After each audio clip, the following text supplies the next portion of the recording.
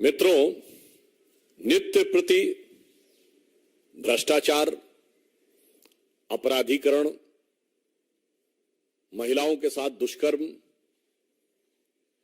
जैसी शर्मनाक घटनाओं के लिए बार बार उभर के आते हुए राजस्थान सरकार के कारनामों में अब एक नया काला अध्याय जुड़ गया है।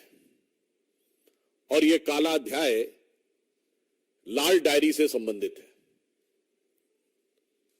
वो लाल डायरी जो पिछले कई दिनों से चर्चा बनी हुई थी और जिसको लेकर आपने देखा कि विधानसभा के अंदर फिजिकल मैन हैंडलिंग तक हुई, और अब उस लाल डायरी के काले पन्ने भी एक एक करके सामने आने लगे हैं। अभी जो उसके कुछ अंश सामने आए हैं, उससे कांग्रेस के अंदर और कांग्रेस की सरकार के द्वारा राजस्थान क्रिकेट एसोसिएशन और इस ढंग की चीजों के साथ पैसे के लेन देन की बातें भी सामने आ रही हैं। और अब इसमें इस लाल डायरी में तो राजस्थान के मुख्यमंत्री जी के लाल के भी कारनामे सामने आ रहे हैं। और मैं यह बात इसलिए गंभीरता से कहना चाहता हूं कि यह विषय केवल एक आरोप नहीं है। यह विषय राजस्थान सरकार के मंत्री ने उठाया है। और मंत्री ने कहां उठाया है? सदन के पटल पर उठाया था। मेरे विचार से संवैधानिक दृष्टि से सरकार के मंत्री का सदन के पटल पर दिया गया वक्तव्य सबसे ऑथेंटिक या प्रामाणिक माना जाता है। तो इससे अधिक प्रामाणिकता राजस्थान सरकार के भ्रष्टाचार की नहीं हो सकती। और मैं कांग्रेस के अपने विरोधियों को याद दिलाना चाहता हूं, हमने जब जब किसी भी प्रकार की बात कही है तो वो केवल आरोप नहीं लगाया है। 2G के मामले पर CAG की रिपोर्ट थी और कोर्ट का ऑब्जर्वेशन था। बोफोर्स के मामले में मैं याद दिलाना चाहता हूं, इसी प्रकार राजीव गांधी सरकार के मंत्री विश्वनाथ प्रताप सिंह जी ने आरोप लगाया था। आज अशोक गहलोत जी की सरकार के मंत्री, जिसे चंद घंटों में बर्खास्त कर दिया गया, राजेंद्र गुड़ा ने आरोप लगाया है। तो मैं कह सकता हूं this is going to be a Bofors moment for Rajasthan सरकार। The reason is the allegation is by the government itself, क्योंकि कैबिनेट मंत्री सरकार होता है, सरकार का हिस्सा होता है। और इतना ही नहीं, उसमें इस ढंग के शब्द आ रहे हैं कि फोन करके पूछा जा रहा है कि मेरा पैसा दे दो, अभी तक दिया नहीं गया है। और फिर मुख्यमंत्री जी के PS से बात हो रही है और उसने कहा कि हम दे देंगे, परंतु अभी तक नहीं दिया गया। यानी कांग्रेस जिन गारंटियों की बात करती है, वो गारंटी सिर्फ ही नहीं, ये सब भी गारंटी है कि मेरे लिए काम कर देना, बदले में पैसा देंगे। और वो गारंटी सीधे कहां से जुड़ी हुई है? मुख्यमंत्री कार्यालय से जुड़ी हुई है। मुझे लगता है कांग्रेस के नेताओं को इस घटना के बाद शर्म से लाल हो जाना चाहिए था। मगर अफसोस की बात यह है कि निर्लज्जता के साथ कांग्रेस पार्टी और राजस्थान की सरकार इन चीजों को नजरअंदाज कर रही है। परंतु चिंता मत करिए, इस लाल डायरी की लाली आपको चारों तरफ वैसे ही नजर आएगी, जिसमें मुख्यमंत्री जी के लाल भी सम्मिलित हैं। तो मैं कहना चाहूंगा, आज कांग्रेस की स्थिति राजस्थान में वो हो रही है कि लाली मेरे लाल की जित देखूं तित लाल, और लाली देखन मैं गई, मैं भी हो गई लाल। तो आज मुझे दूसरे संदर्भ में यह उक्ति उनके ऊपर चरितार्थ लगती है। और उससे अधिक कष्ट की बात क्या है? अलवर में इतना बड़ा गैंगरेप हुआ, उसके बाद एक के बाद एक अनेक घटनाएं अलवर डिस्ट्रिक्ट में आती चली जा रही हैं। 17 साल की एक नाबालिग बालिका के साथ 4 युवकों ने सामूहिक दुष्कर्म किया। 19 से 21 साल के बीच के आरोपियों ने एक और बालिका के साथ सामूहिक दुष्कर्म किया। अनेक स्थानों के ऊपर कभी कभी यह भी शक होता है कि आरोपियों के ऊपर प्रभावी कार्रवाई किसी इसी कारण से तो नहीं हो रही कि उनको लगता है कि उसका कोई वोट से संबंध है। अभी कल की घटना है कि भीलवाड़ा में एक बच्ची के साथ दुष्कर्म करके उसको जला दिया गया। और यदि प्रतिदिन का हिसाब देखें तो 15 से 20 घटनाएं इस प्रकार की राजस्थान में होती चली आ रही हैं।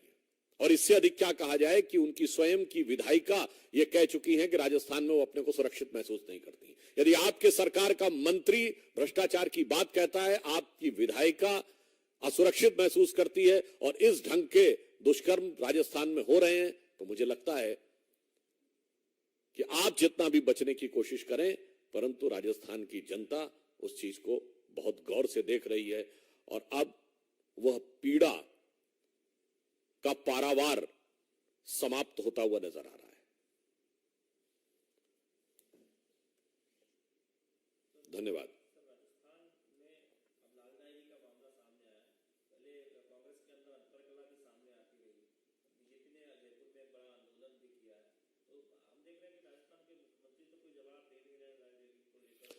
इसीलिए यह सवाल कांग्रेस के नेतृत्व से है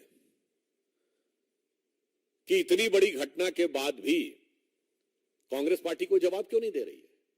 मैं पुनः कह रहा हूं, यह मामला किसी भी अन्य मामले से अलग है। यह आरोप नहीं है, यह सदन के पटल पर मंत्री का वक्तव्य है। तो यह स्थिति गुणात्मक दृष्टि से बिल्कुल अलग है।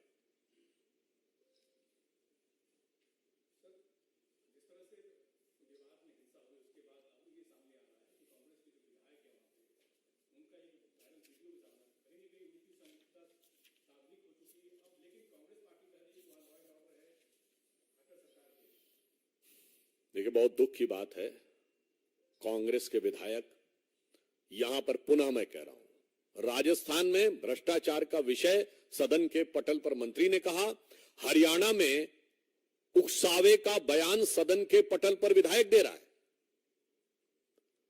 उनके जो वाक्य हैं उसे मैं यहां पर रिपीट नहीं करना चाहता, वो सीधे हिंसा को उकसाने वाले। उसके बाद उस विधायक का फेसबुक पोस्ट, वो फेसबुक पोस्ट सीधे सीधे हिंसा को उकसाने वाला।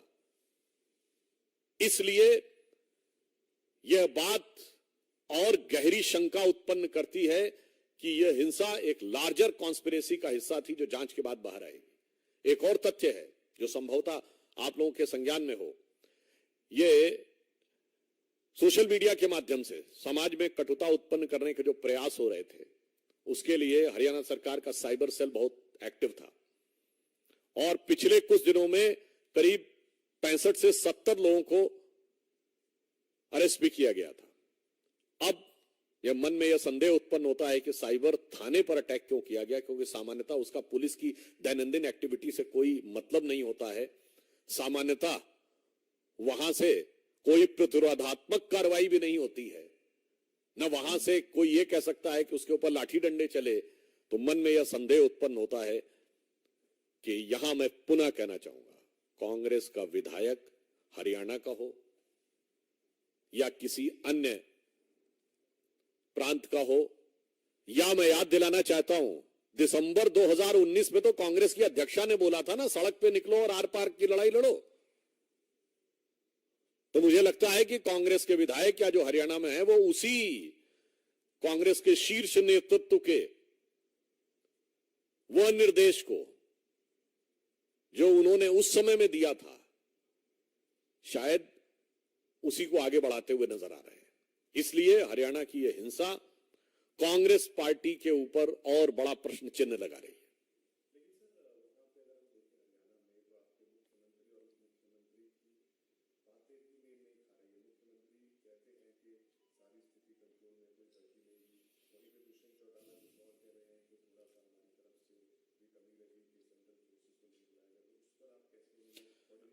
देखिए, उस घटना के ऊपर सरकार ने, हरियाणा की सरकार ने पूरी सतर्कता, संवेदनशीलता और सक्रियता के साथ काम किया है और केंद्र सरकार ने भी तत्काल त्वरित प्रभाव से समुचित सुरक्षा बल मुहैया करा के स्थिति को नियंत्रण में लाने का प्रयास किया है।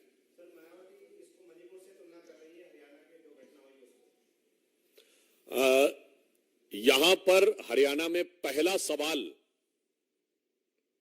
कांग्रेस पार्टी से बनता है, जिसके विधायक मम्मन खान का बयान और उनका वीडियो, उनका सोशल मीडिया पोस्ट, मेरे विचार से किसी भी राजनीतिक दल के जिम्मेदार व्यक्ति को इस प्रकार के बयान देने से बचना चाहिए, बगैर किसी संदर्भ के। कोई घटना थी क्या, किसी चीज की प्रतिक्रिया में बोल रहे थे क्या? तो ये उकसावे वाले बयान देने से बचना चाहिए था। परंतु आज मैं ये साफ कहना चाहूंगा कि हरियाणा और राजस्थान दोनों में भ्रष्टाचार और हिंसा, इन दोनों को लेकर कांग्रेस पार्टी को जवाब देना चाहिए। और कहीं ना कहीं दिखाई पड़ रहा है कि भ्रष्टाचार और हिंसा ये इस पार्टी का या इनके इस गठबंधन का एक सहज स्वाभाविक चरित्र नजर आ रहा है। और मैं पुनः ये बात रीएम्फेसाइज करता हूं, दोनों बातें सदन के पटल पे हुई हैं, तो कांग्रेस पार्टी डिनाई नहीं कर सकती है। यह आरोप नहीं है, यह उनके विधायक और मंत्री का फ्लोर ऑफ द हाउस पे दिया गया बयान है। तो फ्लोर ऑफ द हाउस के दिए गए बयान की पूरी नैतिक जिम्मेदारी उस पार्टी की बनती है या उस सरकार की बनती है जिस सरकार का वो मंत्री है, और उस पार्टी की बनती है जिस पार्टी की वो विधायक है। धन्यवाद।